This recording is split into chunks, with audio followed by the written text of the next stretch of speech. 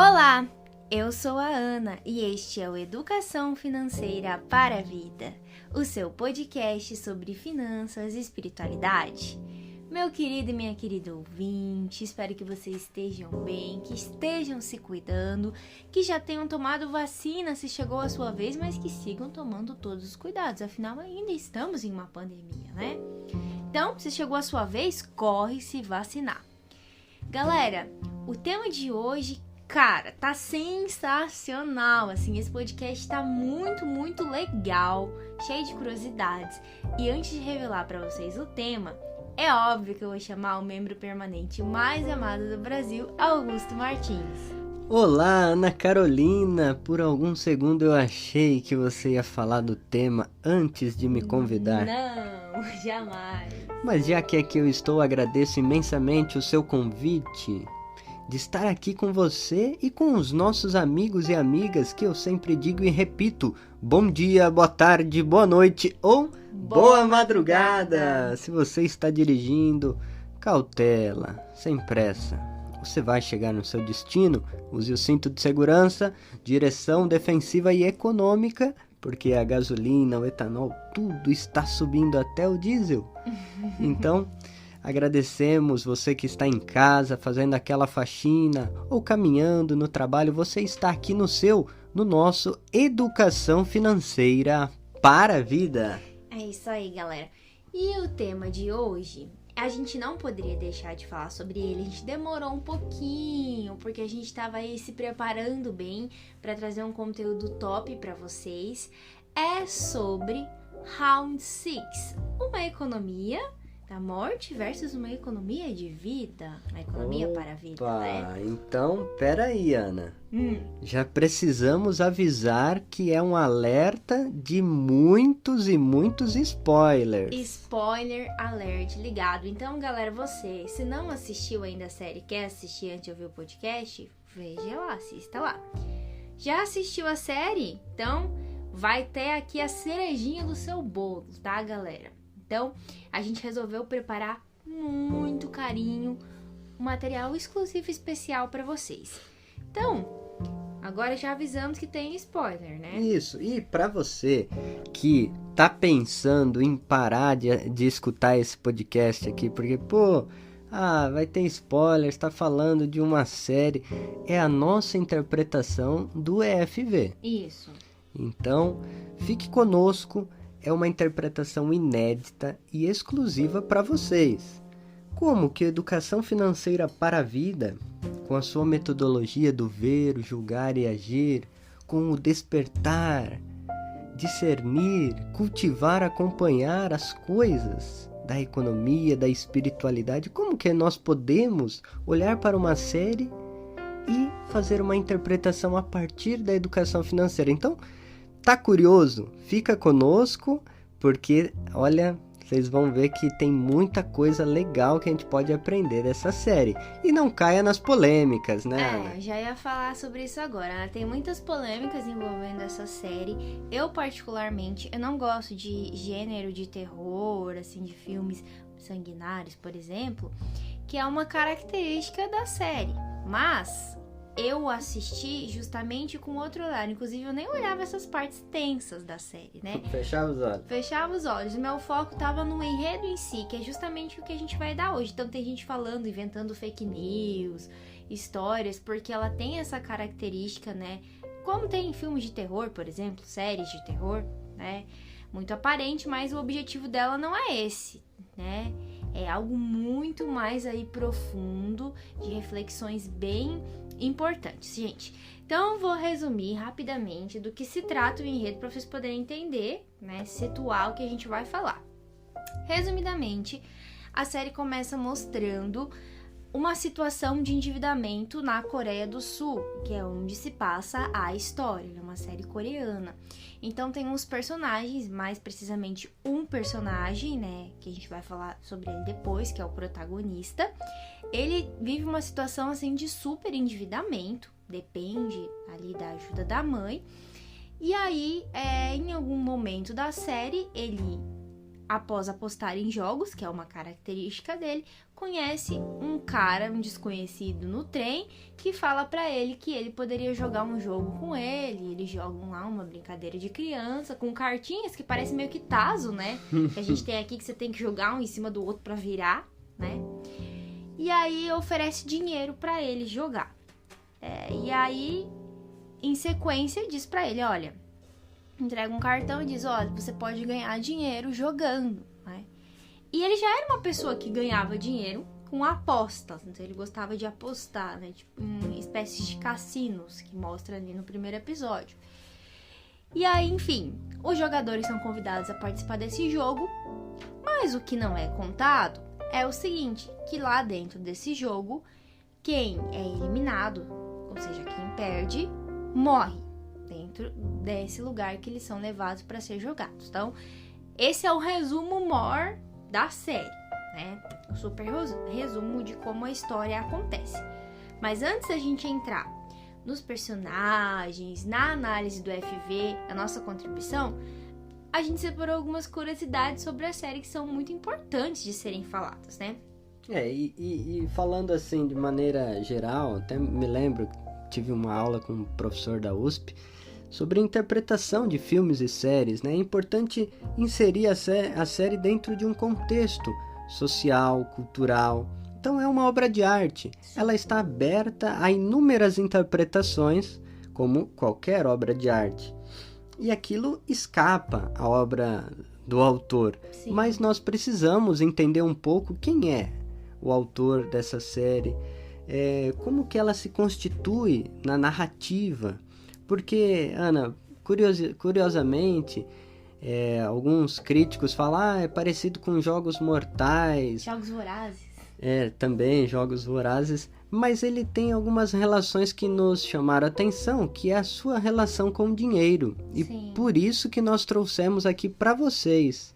Exatamente o começo da série, que já começa enfatizando a questão do endividamento, que está ali presente do início ao fim, né? É o que motiva ali os personagens a entrarem nesses jogos, inclusive. Então, por isso que a gente se interessou em assistir esse conteúdo. E saber sobre a série, sobre o enredo, sobre as inspirações do criador, né? Nos ajuda, inclusive, a não cair nessas falácias, nessas notícias aí infundadas, que tem leituras superficiais, né? Da arte. E acontece em tantas outras artes. E é claro, Ana, com todo respeito às diversas interpretações que se fazem ou se fizeram desta série, cada um é livre para fazer a sua interpretação. É claro que existem extremos e extremos. É dos extremos que eu tava me referindo. Toda interpretação é válida. Porém, aqui, a pitadinha do FV para vocês. Exatamente, gente. Bom, o Yang Dong-hook... Gente, se eu falar o nome das pessoas erradas, vocês perdoam, porque, né, a gente não tá habituado. É o diretor da série. Ele revelou, gente, que ele escreveu esse roteiro em 2008, que, curiosamente, é o ano que a gente teve uma grande crise econômica. Opa! Né? Crise de 2008. E ele disse que, nessa época, o que motivou ele a escrever esse enredo, gente, é que ele tava muito endividado. Ele estava em uma situação de endividamento. E aí, inclusive, como consequência aí da crise de 2008, tá? Então, a primeira inspiração dele foi a própria situação financeira em que ele estava. Inclusive, em uma entrevista que ele deu, ele disse que até aceitaria participar de um jogo que lhe oferecessem dinheiro na época, de tão desesperado que ele estava no período, de tantas dívidas que ele teve, né? E, curiosamente, gente, o primeiro roteiro da série foi finalizado ali de 2008 para 2009, só que o diretor não conseguia botar a série em prática, porque ele não tinha dinheiro, né? E ele também não conseguiu investidores e nem atores para fazer aquela ideia sair do papel. Por quê? Naquela época, a trama dele era vista como violenta e perturbadora. Então era uma coisa que tava assim ainda meio tenso, só não levava muito em consideração o que ele tava falando, né? Ou seja, a ideia, a crítica que tinha por detrás daquele enredo. Acontece que, lançada agora, essa série foi um fenômeno no Netflix. Alcançou 100% de aprovação em vários sites e lidera o ranking das produções mais vistas em somente, né, nada mais nada menos que 22 países, gente. E essa série tá muito perto de bater o recorde da série mais vista de todos os tempos da Netflix. Né? Inclusive já pode até ter batido enquanto a gente tá gravando esse episódio. Aqui no Brasil tava em primeiro e segundo lugar ali dos mais vistos. Então é uma série que tá sendo muito, muito vista, gente. Além da própria situação financeira dele, como a gente falou, tem pessoas comparando, né, a série com outras coisas, mas, gente, tudo é assim, a gente se inspira, né, nas pessoas pra criar as coisas, né. Ele se inspirou muito em quadrinhos coreanos, tipo histórias, mangás, né, ele costumava ler muito nesse período.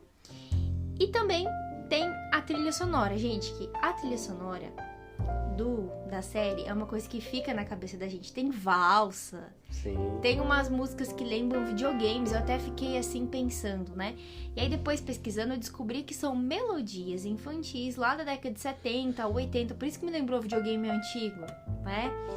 Que faz parte ali do enredo, né? E tem uma mistura curiosa, por ser sul-coreana, Sim. de usar música europeia também. Tem valsa de Richard Strauss, pararam pam pam tam tam tam tam. Cara, valsa de casamento. Então há uma interpretação que nós vamos fazer no final desse episódio muito interessante, essa questão europeia, estrangeira para os sul-coreanos, né? Mas fica essa dica, né? Sim, e além da música, tem a questão da arte da série, que tem aquelas escadas confusas, né?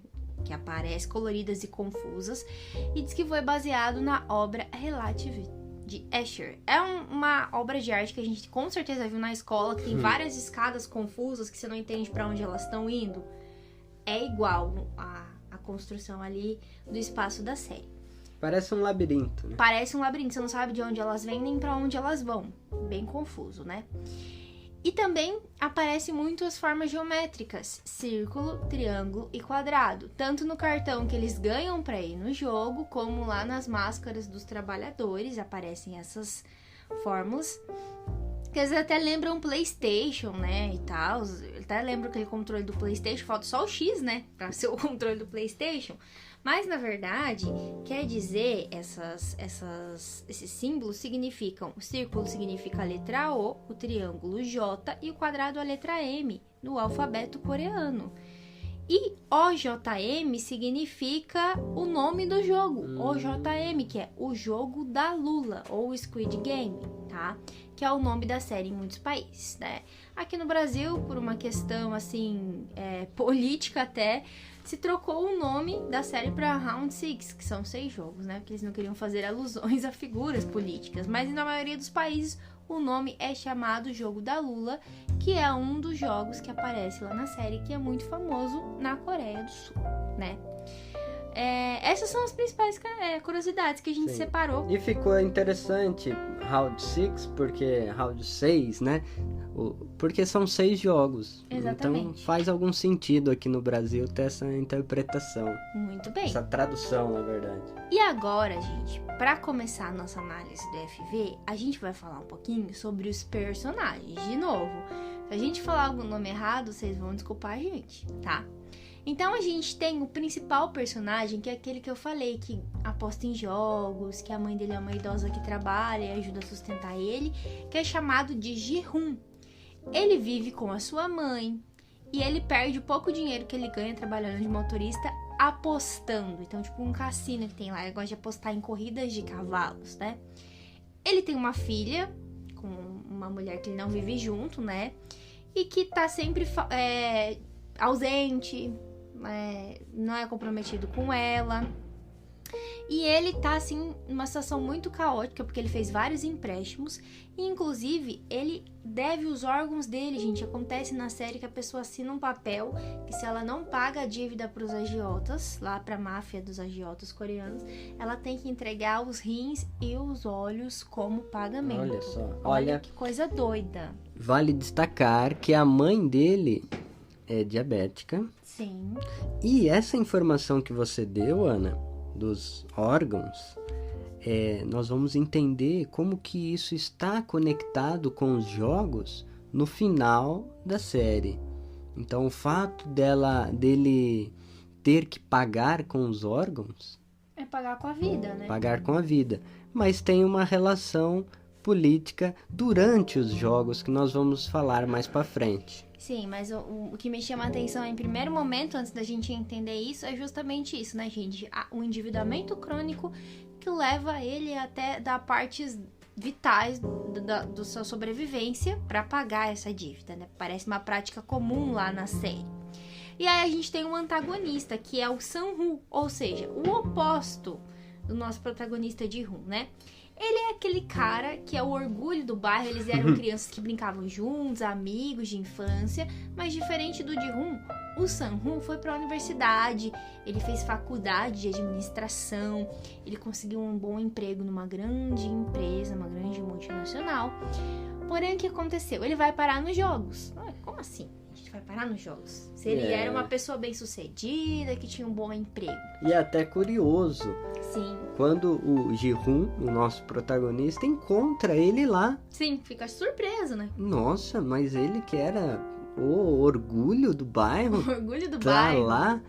Que mora nos Estados Unidos, né? É. Nossa, uma coisa totalmente diferente ali, porque era um bairro bem pobre, né? E aí o que acontece com ele, gente? Ele... nada mais, nada menos que trabalhava, pelo que eu entendi na série, numa empresa de investimentos, e ele desviou investimentos dos clientes das empresas para investir em ações e opções, segundo ele conta, né? E aí tem até um diálogo do Ji-hoon que ele pergunta, mas é possível perder tantos bilhões em ações? Ele fala, não, mas tem outros investimentos e outras coisas que você não entende. Então ele tá se referindo a práticas de corrupção. Então ele desviou esse dinheiro para investir e ganhar em cima dos clientes, mas acabou dando tudo errado e ele tava com uma dívida tipo gigantesca. E aí ele vai participar dos jogos em busca de dinheiro. E a mãe dele nem imagina, né? A mãe dele é uma outra senhorinha que trabalha vendendo peixes numa banca lá perto da mãe do Ji-hoon. E ela fala toda orgulhosa do filho, tem um quadro do filho se formando na faculdade, da formatura. Nem imagina que ele acabou aí entrando num esquema de corrupção e tá sendo procurado pela polícia. É o detalhe da história, né? E falando em polícia, temos o nosso próximo personagem, que vai ser muito importante na história. Que é o Jun-ho, que é um policial que... é um detetive, na verdade, né? Ele é um policial, mas não é que ele é policial, né? Ele é um Sherlock Holmes ali da história. É, muito interessante como a série conseguiu dar um enfoque tanto nos jogadores, que são aqueles que são os endividados, como também no outro lado, entre aspas, os funcionários, aqueles que são os colaboradores dos jogos, que usam as máscaras, igual você disse, e ele consegue se infiltrar... porque ele está em busca do irmão dele, que desapareceu.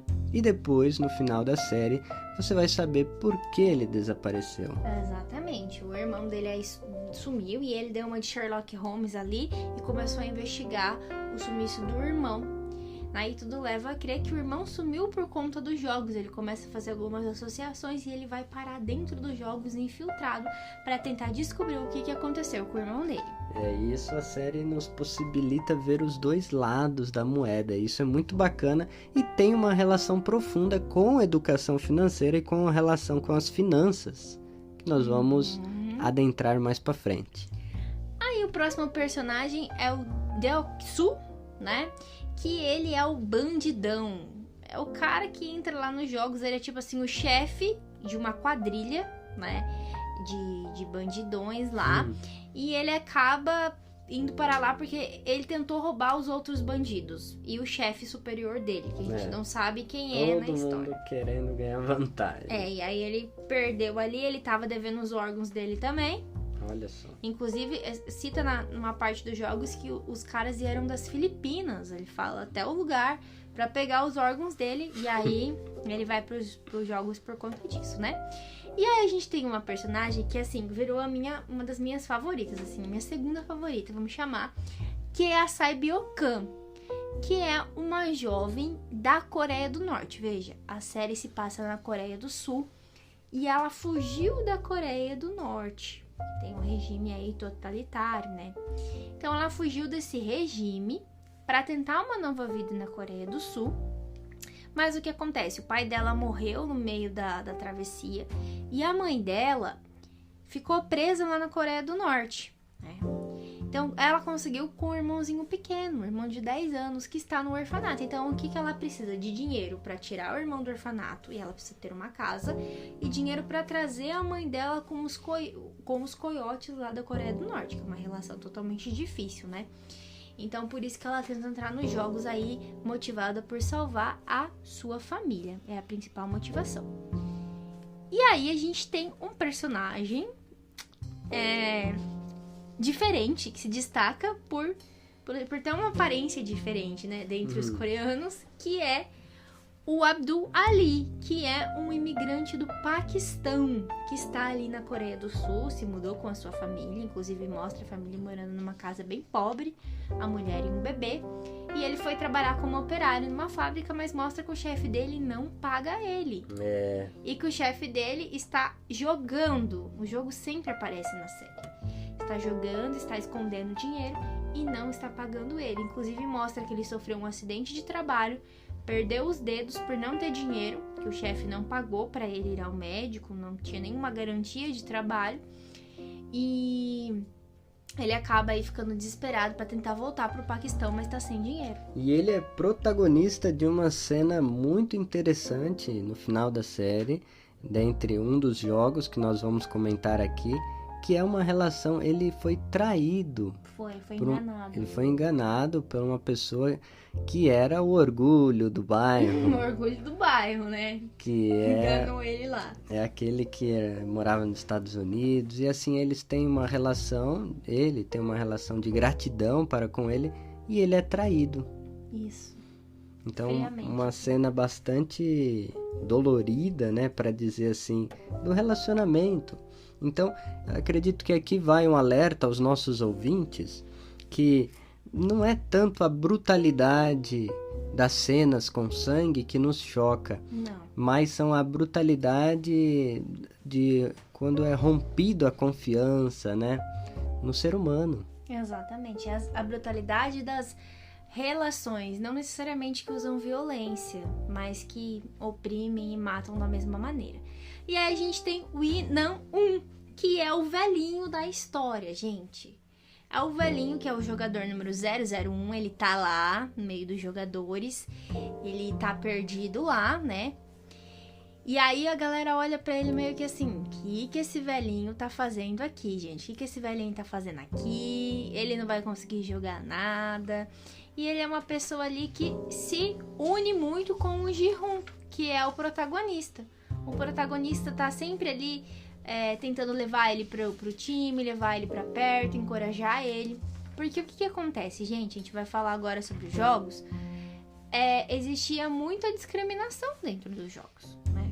Então pensa, há uma competição entre pessoas. Os vistos como mais fracos, eles não eram escolhidos quando tinha um jogo em equipe, por exemplo, né? As mulheres, os imigrantes, os idosos, quem ia querer jogar com eles? Se não sabia se o jogo precisaria de força ou não. Então são aquelas pessoas assim mais marginalizadas pela sociedade ou pelo sistema econômico que a gente vive, né? Exatamente. E para iluminar a nossa interpretação dos jogos em si, eu achei uma entrevista muito interessante de um filósofo alemão, mas que tem origem coreana. Legal. E esse filósofo, chamado Byung-Chul Han, ele escreveu um livro com o título Não Coisas, Quebras no Mundo de Hoje. E ele analisa as ansiedades que o capitalismo neoliberal nos produz. E é muito interessante ele analisando a sociedade do cansaço.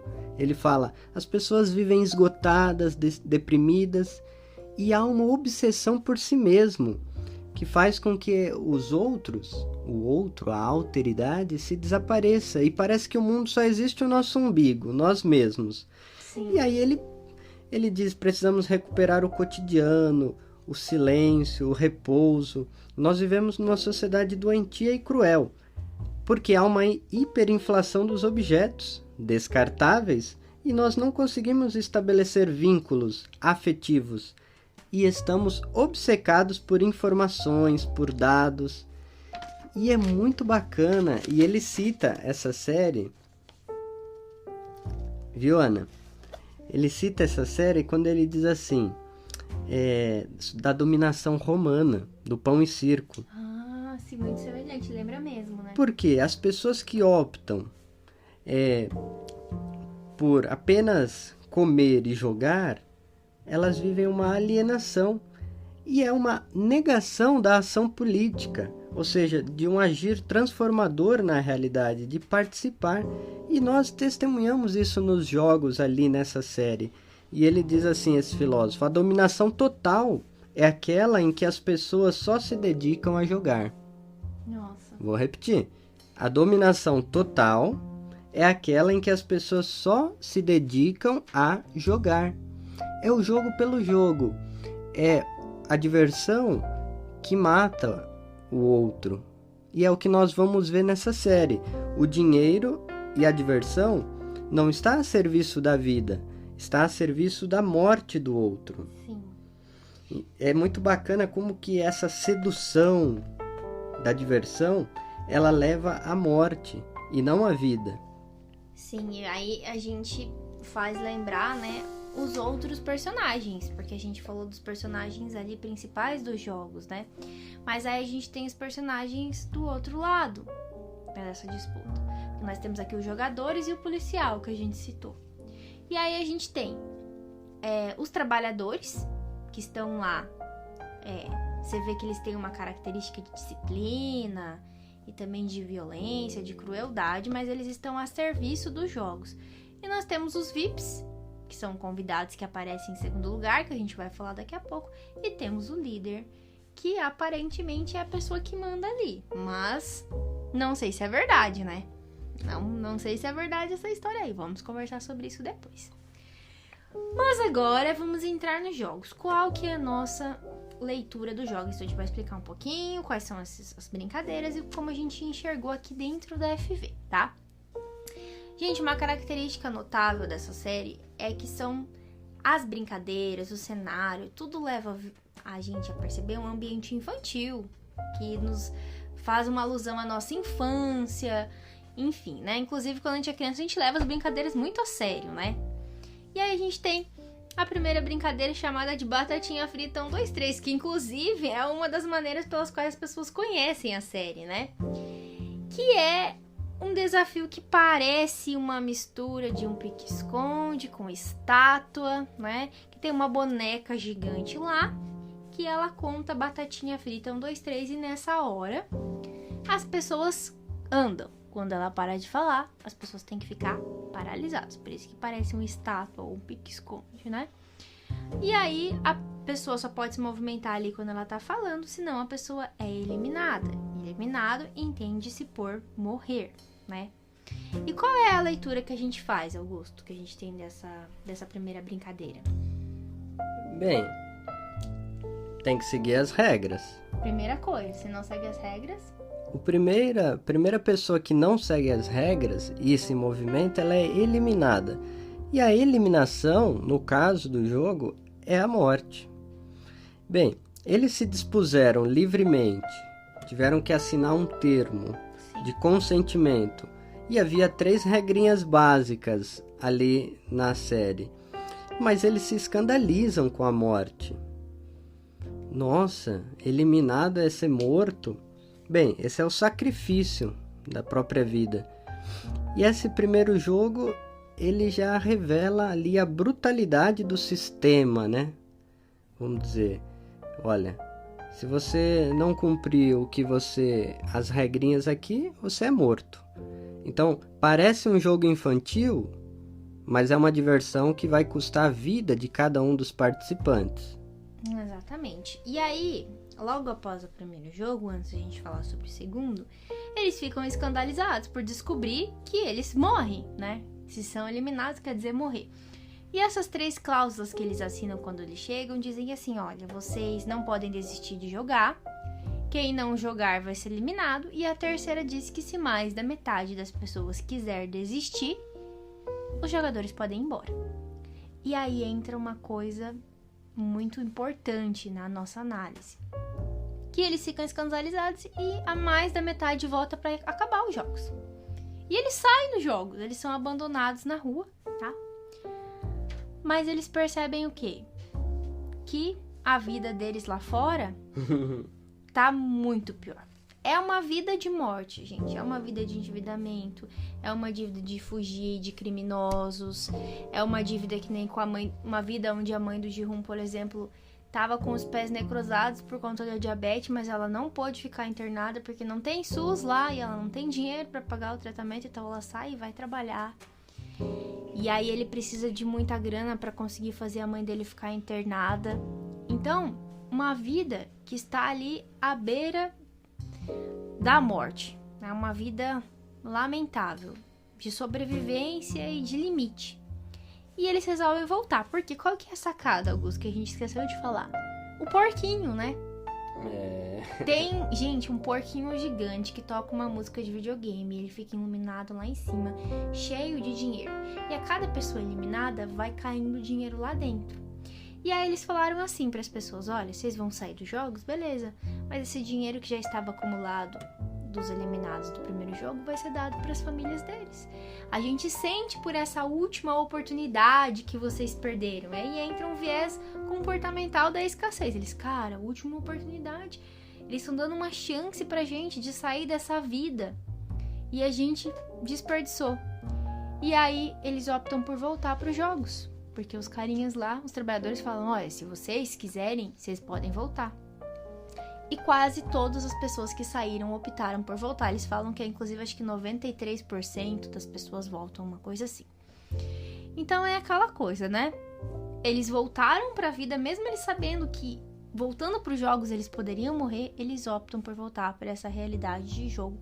E aí é que a gente tem a segunda brincadeira, que é a comédia açúcar, né, Augusto? Existem, portanto, dois aspectos da economia comportamental. Um que você citou, né, que é a viés da escassez, e a aversão à perda. Sim.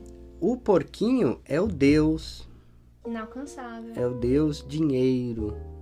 Tá no alto. Tá no alto, brilhante, dourado, enorme, gigante. Então é a sedução do belo, né? Daquela recompensa enorme. E é assim que a série atrai, né, a atenção dos ouvintes. Olha, vai ter jogo, vai ter uma recompensa grande, mas você paga com a sua própria vida. E uma curiosidade é que o discurso deles, já partindo para o lado da interpretação, é que essa é a última oportunidade e que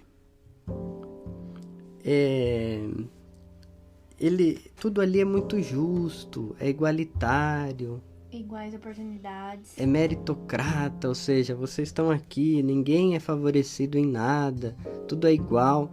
Porém, a gente descobre que não é bem assim, né, Ana? Exatamente. Então, diferente dessa pregação de iguais oportunidades para todos, que é exatamente o contrário da vida que eles viviam, a gente vê ali no jogo da comédia açúcar que não é isso que tá acontecendo. Por quê? O jogo da comédia açúcar, gente, é tipo um pirulito que existe, tá lá na Coreia, literalmente feito de bicarbonato, açúcar, que ele derrete muito fácil. E é tipo um biscoitinho feito pra quebrar. Ele vem com um formato no meio ali, meio recortadinho. E o desafio dessa vez era que eles tinham que destacar a forma que estava no meio. E alguns pegaram um quadrado, outros círculo, outros triângulos e outro guarda-chuva, que era o mais difícil de destacar sem quebrar. Então aí já mostra uma também diferença entre os jogadores, né? Nesse jogo a gente percebe algumas pessoas que conseguiram levar algumas coisas escondidas, tipo isqueiro, usando lá pra quebrar a forma geométrica, e os trabalhadores meio que fazem uma vista grossa, assim, tipo, não tô vendo nada que tá acontecendo aí e tal. Já começa a mostrar que tem gente que é privilegiada e não é muito bem assim, né? Além das formas, que era totalmente sorte, eles não tinham como saber qual era o jogo. Eles escolheram as formas primeiro. Quem escolheu o guarda-chuva tinha uma probabilidade muito maior de ser eliminado, né? Então a gente já começa aí com as incongruências, né? As diferenças do discurso para a prática do que estava acontecendo ali, né? E nós dissemos o valor da premiação, Ana? Verdade, gente. O valor da premiação, eles até falavam por pessoa quanto era, que eu não me recordo o número exato por pessoa. 100 milhões. 100 milhões de wones, né? Não. Isso. O prêmio total era 45 bilhões de wons, que dá aproximadamente 200 milhões de reais, gente. Então era muito dinheiro. Muito dinheiro mesmo, era uma grana muito alta, né? E então, Ana, se depois do primeiro jogo eles pedem pra ir embora e a votação, e eles voltam pra casa e vê que a vida deles, olha, de fato, é isso aí, a gente tá quase que sobrevivendo, tá morto-vivo, eles voltam pro jogo e aí volta, o policial entra junto, se infiltra, Isso. mas o curioso é que depois do segundo jogo, a Comédia Açúcar, há uma briga entre eles. Eles tentam se matar. Sim, entre si. Porque eles percebem que quando elimina um jogador, eles não são punidos. E o prêmio aumenta, né? Olha só. Então é um apelo ali ao fratricídio, ou seja, à morte entre os irmãos. Sim. Além daquilo que você notou da questão da corrupção, né? Sim. As informações privilegiadas que alguns tinham. Então a série começa a estreitar um pouquinho os laços entre eles. Olha, ou a gente se une ou a gente se mata. E a questão da marginalização também das pessoas mais vistas como frágeis pelo sistema econômico também aparece, né? Que as mulheres, os idosos, as pessoas que devem primeiro ser ali excluídas ou eliminadas, porque ninguém sabe como vai ser os jogos. Isso se fortalece após o terceiro jogo, que é o Cabo de Guerra, que é um jogo que é em equipes, né? Então eles têm que escolher as equipes. E aí é que começa conflitos, né? Até existe uma briga entre o Ji-hoon e o Yeon-sung, que é o antagonista, porque um quer colocar mulheres e o idoso na equipe e o outro fica, meu Deus, nós vamos perder, a gente não sabe que jogo que é, e era Cabo de Guerra, né? E aí entra esse terceiro jogo, que por incrível que pareça, a equipe do Ji-hoon, mesmo tendo mulheres, 3 mulheres, tendo o idoso, consegue vencer, porque usou uma estratégia coletiva ali, né? Para ficarem juntos. Unidos, para conseguir, através de uma estratégia, vencer essa prova, para não morrerem, né? E aí, a gente percebe também nesse ponto do jogo que existia um médico lá que recebia informações nos alimentos, vinham uns bilhetinhos para ele. E aí a gente descobre o esquema de corrupção, né, Augusto, que existia do outro lado. Isso mesmo. Então essa trama, né, com dois lados, entre os jogadores e entre os colaboradores, aqueles funcionários do jogo da morte. Sim. Bem, há um sistema de corrupção interna entre eles, a venda de órgãos. Olha, lembra que eu falei que era para ficar atento naquela informação da venda de órgãos, daqueles jogadores que deviam? Portanto, dentro do sistema dos jogos, há uma venda, ou seja, há um sistema interno de corrupção, que depois, no final, nós vamos ver como que isso se retroalimentava. Exatamente.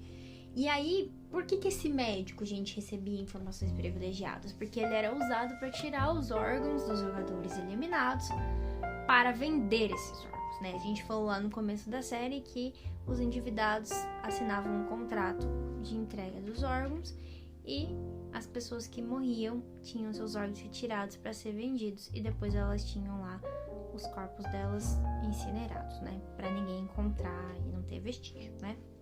Enfim, eu sei que essa corrupção é descoberta na série e tanto o jogador como os trabalhadores que participam são também eliminados. Bonitos. E mostrado para outras pessoas o que aconteceu com eles. Foi mostrado para os jogadores e para os trabalhadores. E aí o discurso, né, um discurso falso, fala, olha, quem burla as regras de igualdade aqui é punido, é eliminado. E a gente já sabe que não é uma igualdade que existe ali, né? E aí, olha só que doido, gente. Nesse ponto da história, tem o Cabo de Guerra, eles formam equipes, eles já estão, assim, tipo, estabelecendo uma relação de confiança, né? E aí, tem grupos. E o jogo seguinte é em duplas. Então, eles vão nessas duplas que tem já conexão, uma amizade Afinidade. ali. Afinidade, né? Vamos chamar assim. E o próximo jogo é de bolas de gude, gente. E aí é que entra a maior crueldade do jogo, na minha opinião, a parte mais difícil, assim, da série, porque eles têm que jogar um contra o outro, ou seja, um vai ser eliminado. Interessante desse jogo é que não tem regras. Eles criam as próprias regras do jogo, só não pode usar violência, mas um tem que tomar as bolinhas do outro, e eles que podem escolher o jogo. E aí tem coisas muito interessantes que aparecem nessa parte. Por exemplo, o fato de que as meninas não sabem jogar os jogos de bolinhas de gude. O que pode mostrar na série, né, que as meninas da Coreia nessa situação deveriam trabalhar em atividades domésticas e coisas do gênero e não tinham tanto tempo para brincar como os meninos que sabiam tantas brincadeiras de rua. E aí a gente tem duas tramas principais que aparecem, além das meninas, né, da Sae-byeok com uma outra personagem. A gente tem a trama do Ji-hoon com o velhinho, que vão jogar juntos, e do paquistanês que vai jogar com o Yu-san, aquele cara que fez a faculdade de administração, o orgulho do bairro, né? Justamente é aquilo que eu alertei, que é uma cena de traição e de uma violência oculta, porque ele engana esse paquistanês, dizendo, vamos cancelar esse jogo, e ele dá um saquinho com bolinhas de gude para ele, pro paquistanês, mas ele enganou ele, porque ele botou pedrinhas. Então ele achava que ele tava com as bolinhas de gude, porque ele ganhou verdadeiramente no jogo, mas esse personagem, ele traiu ele, e no fundo o encaminhou à morte. Ele morreu e ele seguiu para a final, a custas da traição do amigo. Por quê? Detalhe, o paquistanês não era da cultura dele, ele não sabia jogar nem um jogo de bolinhas de gude, ele não sabia nem o que era par e ímpar, mostra isso na série, né?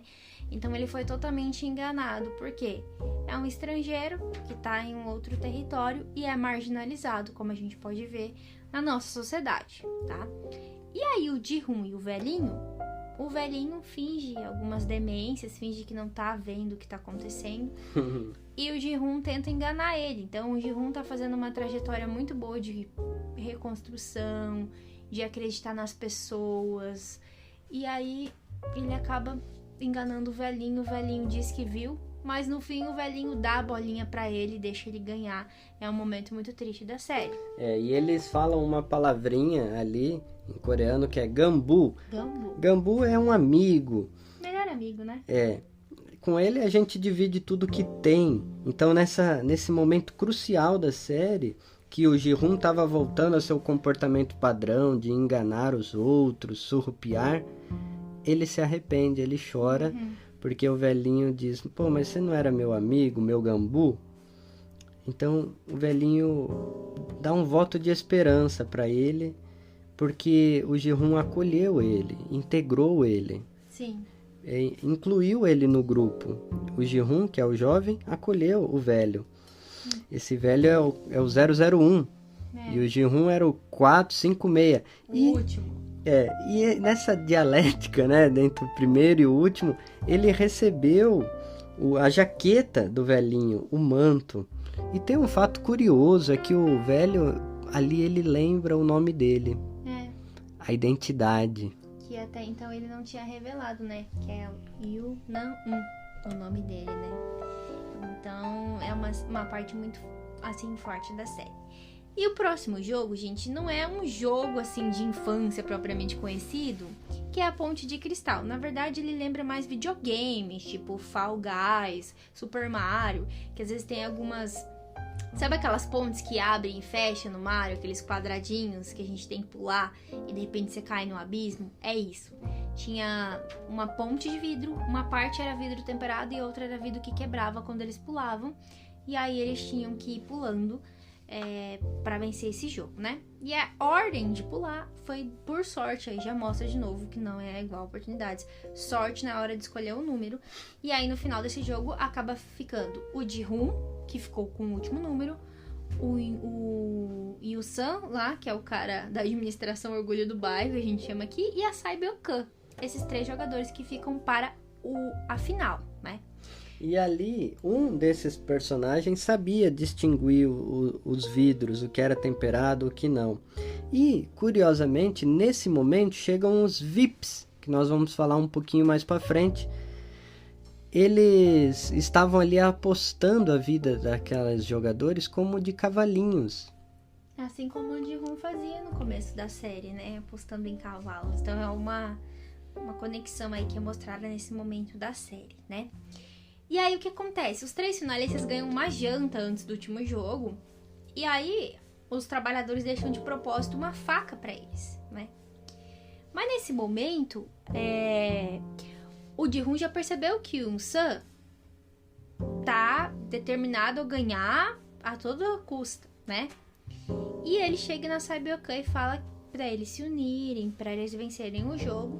E percebe que a Sae-byeok-kun tá ferida. Então, na ponte de vidro, estouraram os vidros ali no final e um pegou nela e ela tá quase morrendo. Então, ela pede pro Ji-hoon para cuidar do irmão dela. E aí, o Ji-hoon vai pedir ajuda pros trabalhadores. E nesse momento, o Yoo-sun mata a Sae-byeok-kun. E ele que estava indo pra matar o amigo dele. Sim. E ele, pelo apelo da menina, ele se converte. Não faz isso, porque você não é assim, ela fala. Isso.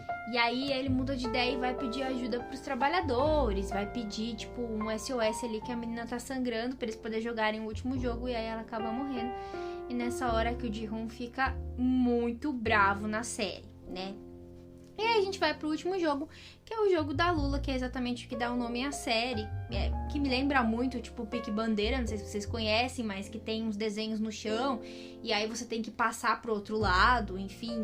Só que nesse jogo, uns jogadores estão ali dentro, né? E tenta empurrar o outro pra fora do quadrado e tudo mais. E aí, assim, eles começam a jogar ali, os dois, o Ji-hoon e o Eun-sun, lembrando que eles são amigos de infância. Mas acontece que o Ji-hoon acaba ali dando com o jogo nas mãos pra ganhar. E aí ele vai pra matar o Eun-sun, mas ele acaba não conseguindo matar. E ele pede pra parar, porque tem a terceira regra. Isso. Ele fala, não, vamos desistir, a gente pode desistir agora e deixar o dinheiro pra trás e ir embora. E nesse momento, o antagonista da história acaba atingindo o próprio pescoço, tirando a própria vida.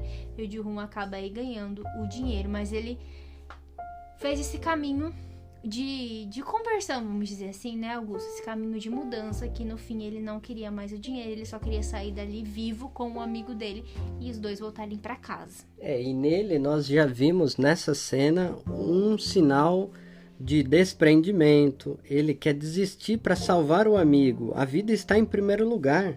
Ele abre mão do lucro. Ali a gente vê um desapego. Sai da economia da morte pra economia da vida. Ele teve esse caminho durante a série, né? Ele foi mostrando atitudes altruístas, ele foi mostrando em atitudes que a vida pra ele era uma coisa importante que estava em primeiro lugar. Ele queria agregar sempre as pessoas marginalizadas e no fim do jogo não iria ser diferente. Ele não conseguiu ali tirar a vida do próprio amigo dele. E ele, detalhe, gente, ele poderia ganhar também sem matar o amigo. Mas o que acontece? Se ele ganhasse sem ele matar, o amigo seria eliminado pelos trabalhadores. Seria morto pelos trabalhadores. Então ele iria morrer de qualquer jeito, a não ser que os dois desistissem. Mas o antagonista nesse momento, eu acho que bate uma crise moral muito forte de tudo que ele fez durante o jogo. E aí ele acaba ali tirando a própria vida, porque ele já estava muito ferido, né? E isso, Ana, que você disse, até dá nome ao nosso episódio desse podcast para os nossos ouvintes. Olha que interessante. É a peregrinação do Ji-hoon, a transição dele, o processo de conversão mesmo, que a gente pode interpretar daquilo que você falou, de uma economia da morte para uma economia da vida. Sim. Ele vai mudando ao longo do percurso, e isso não acaba por ali.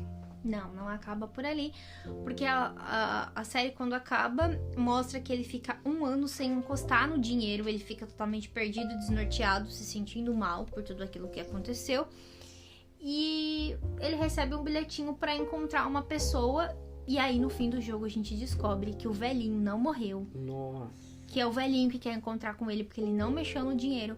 E o velhinho era o cara que tava por detrás de tudo, de todos os jogos. E é nesse momento que a gente fica assim, meu Deus do céu, não tô acreditando no que tá acontecendo, gente.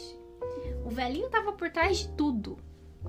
E nós, então, suspendendo um pouco dessa descrição da série, vamos passando para um aspecto da interpretação. A série retrata muito bem o sistema econômico atual, a perversidade, a brutalidade, a violência, a crueldade, a desigualdade social, o descarte aos mais vulneráveis, Sim. as injustiças, a falsa meritocracia, né? O falso discurso de liberdade do neoliberalismo aparece muito, né, nessa série. Eu acho muito interessante. A exclusão, a discriminação. E você vê que, olha só, gente, a gente enxerga no Ji-hoon a esperança na humanidade, a confiança nas pessoas, a chance que a gente tem de mudar a economia que a gente tem, o sistema econômico de um sistema de morte para um sistema que sim, gere vida, tá? E olha só, a gente fez alguma leitura, que é o que a gente tá falando agora, do que são os personagens, né? O velhinho em si, que é o Inaum, a gente vê como que o sistema econômico é a economia, gente. É o cara que tá lá, tá tudo interligado, você vê. Ele conta pro Ji-hoon que ele ganha dinheiro emprestando dinheiro.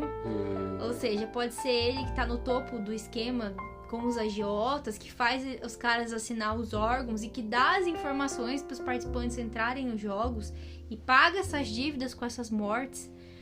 Então, é uma economia de morte. Ele simboliza a economia de morte. E o Sang-hoon, que é o antagonista lá, o nosso querido Orgulho do Bairro, a gente enxerga ele como a representação do mercado. Ele tá o tempo inteiro falando de estatísticas, de investimentos, né? Porque ele é um cara que trabalha ali no mercado financeiro. Então passa aquele falso discurso, essa falsa amizade que ele constrói ali com o paquistanês, né? É uma ilusão de que ali, naquele país ou naquele ambiente econômico, ele vai ter oportunidades melhores, porque as pessoas são boas, e o paquistanês, nossa, fica cheio de esperança. De gratidão, né? E de gratidão. Chama ele de senhor toda hora. Isso, que tá devendo um favor a ele. É uma coisa muito interessante, né? E aí a gente enxerga essa figura do mercado. Enxergamos também a questão da Saibyokan, né, que ela veio de um regime diferente para tentar uma vida em um outro país, mas ela percebe que, na verdade, sem o dinheiro ali, ela não tem outras oportunidades. Ela vive presa também por um regime econômico, né? Digamos assim, por não ter escolhas, por não ter dinheiro. Ela não pode fazer o que ela quer, que é tirar o irmão do orfanato e trazer a mãe da Coreia do Norte. E nós temos também a figura do policial, né, Augusto? Exatamente. O policial podemos interpretar como um papel do Estado, querendo regulamentar esse mercado livre. Bem, para o mercado, o bom é que o Estado seja mínimo do mínimo. Tanto é que o policial, ele vai investigar cadê o irmão dele, e no fundo ele descobre que o irmão dele é o líder. Então, numa hierarquia dos jogos, se nós dissermos assim, podemos colocar o velho, os VIPs, o líder, os funcionários e, por último, os jogadores. E do lado externo, fazendo uma relação com os agiotas, aqueles que retiram os órgãos que ganham por venda de órgãos, que está conectado com os funcionários no sistema de corrupção, que são violentos, são brutais. Mas o líder, curiosamente, ele é irmão do policial, e o líder, ele ganhou o jogo numa determinada época e depois ele se endividou novamente, ficou pobre. Gente, isso é uma coisa muito interessante, que é um aspecto da educação financeira. Um dinheiro que veio fácil, a gente mostra que o líder, ele ganhou jogos em 2015, mas o irmão dele, quando vai atrás dele, ele mora, numa pensão minúscula, super pobre, né? Ele descobre que o irmão dele tá endividado, que não tá pagando aluguel, lembra que até a mulher fala que ele não tá pagando aluguel. E aí o que dá a entender é que o irmão dele ganhou uma bolada nos jogos, provavelmente se endividou novamente, a gente não sabe como que, e teve que voltar para os jogos, e dessa vez ele voltou ali num cargo de chefia. Mas para dizer, o dinheiro resolveu os problemas dele? Não resolveu, né? É a questão ali. né, que aparece muito evidente. E quem são esses VIPs? VIPs são os donos dos capitais, os grandes empresários que têm ali na série uma aparência de americanos, de europeus, de estrangeiros. Não são sul-coreanos. Não. E eles são aqueles viciados em jogo, em comida, na diversão, que também, segundo o filósofo que a gente falou aqui, eles estão imersos naquilo. Então não tem nenhuma ação política para a vida. Eles estão entregues ao jogo e o prazer deles, a diversão, é jogar e ver as pessoas morrerem.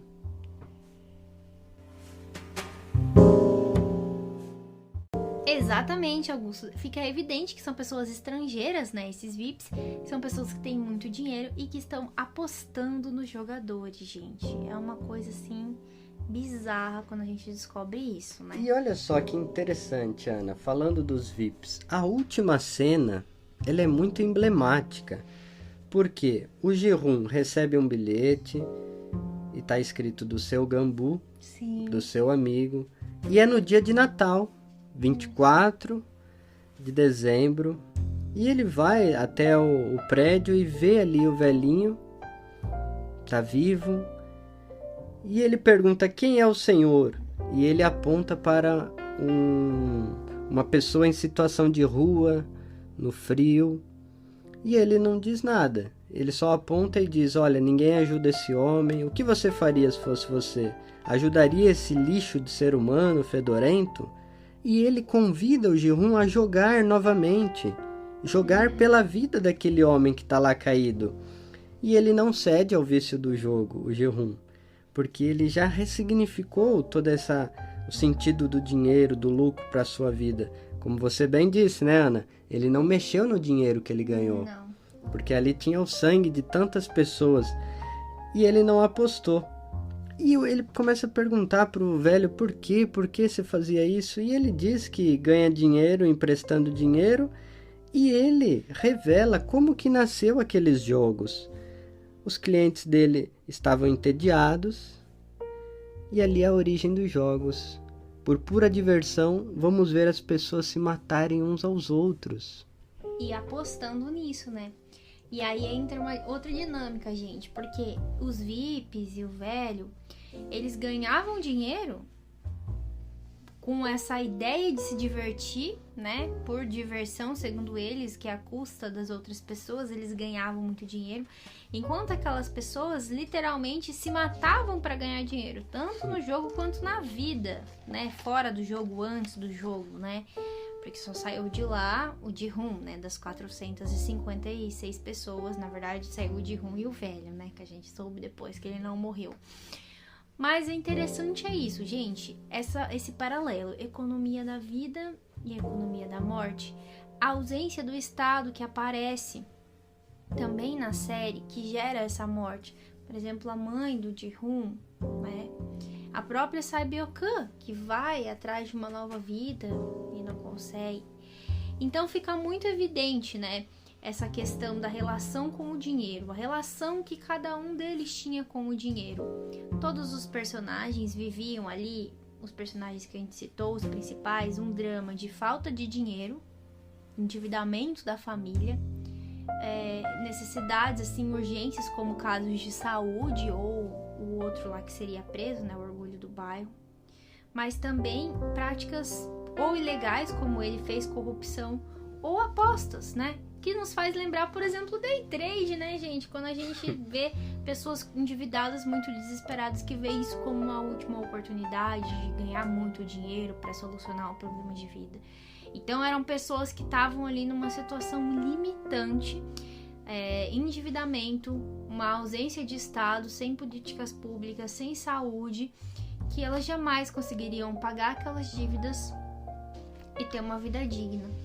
E mostra também a questão dos imigrantes, como a gente falou, do paquistanês e da Sae-byeok, que é tratada com muito preconceito dentro do jogo por ser da Coreia do Norte.